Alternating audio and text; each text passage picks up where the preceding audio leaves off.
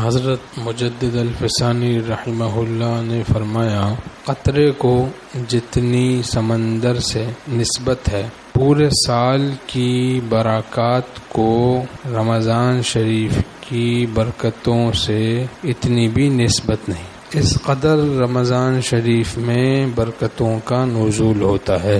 حضرت مجدد الفسانی رحمہ اللہ نے یہ بات فرمائی، جتنی قطرے کو سمندر سے نسبت ہے پورے سال کی یعنی 11 مہینوں کی برکتوں کو رمضان شریف کی برکتوں سے وہ نسبت بھی نہیں۔ اور حق تعالیٰ نے اس مہینے کو بہت ہی بابرکت بنایا ہے، جبھی اس میں قرآن پاک نازل فرمایا، اور جتنی آسمانی کتابیں ہیں وہ رمضان شریف ہی میں نازل کی گئیں، اور رمضان شریف میں آپ صلی اللہ علیہ وسلم کی عبادات میں کوشش بڑھ جاتی، سخاوت بڑھ جاتی، اور مناجات میں آہوزاری بڑھ جاتی۔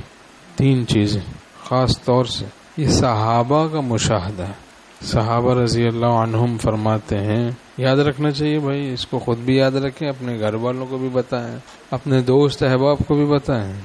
بہت بڑی دینداری کی بات ہے، باوجود اس کے کہ آپ صلی اللہ علیہ وسلم اتنی عبادت کرتے تھے کہ پاؤں مبارک پر ورم آ جاتا، اتنا طویل قیام ہوتا تہجد میں، پاؤں مبارک پر ورم آ جاتا۔ عام حالات میں تو ایسا تھا، اس کے باوجود صحابہ رضی اللہ عنہم فرماتے ہیں 3 چیزوں کو یاد رکھیں، خود بھی عمل کریں، دوسروں کو بھی بتائیں، گھر والوں کو بھی بتائیں۔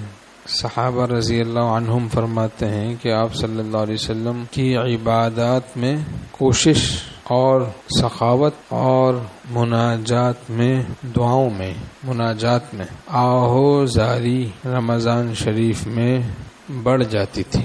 اللہ تعالی ہم سب کو بھی توفیق نصیب فرمائے۔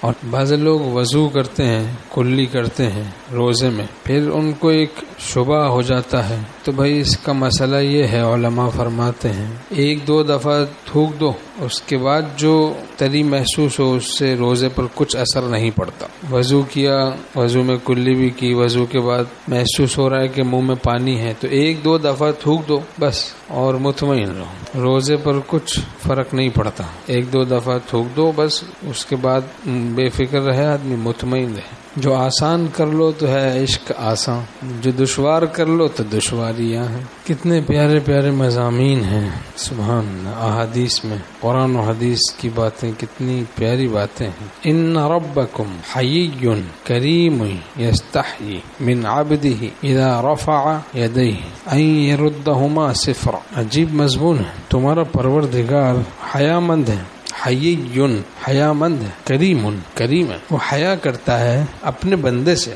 یستحیی من عبدہ اذا رفع یدیہ، جب وہ اپنے ہاتھوں کو اٹھاتا ہے، ان یردہما صفرا، اس کو خالی ہاتھ لوٹا دے۔ اللہ تعالیٰ کو حیا تھی، سبحان اللہ۔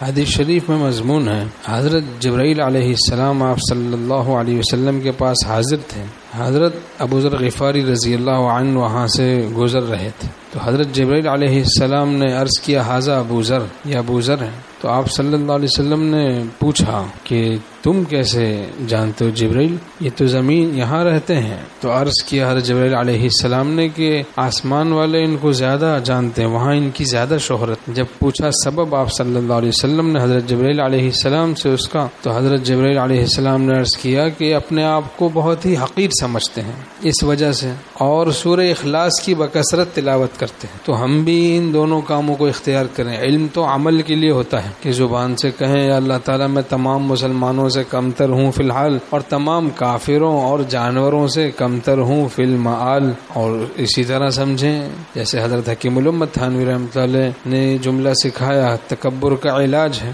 یا اللہ تعالیٰ میں تمام مسلمانوں سے کمتر ہوں فی الحال، اور تمام کافروں اور جانوروں سے کمتر ہوں فی المعال، اور سورہ اخلاص کی بھی تلاوت کر لیں۔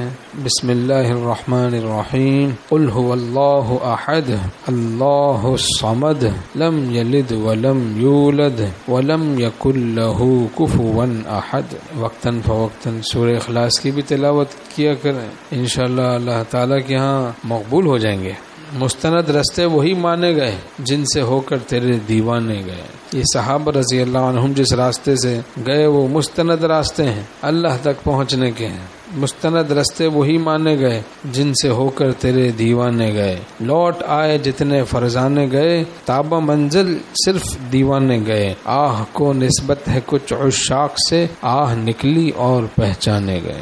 اللہ تعالی ہم سب کو اپنا بنا لے، مقبول بنا لے، اپنی رضا کاملہ نصیب فرما دے، معاف فرما دے. بس سب تراویح بھی غفلت میں گزر جاتی ہے، روزے بھی غفلت میں گزر جاتے ہیں، پورا رمضان بھی، ابھی پورا عشرہ غفلت میں گزر گیا. کوتاہی غفلت ہی غفلت.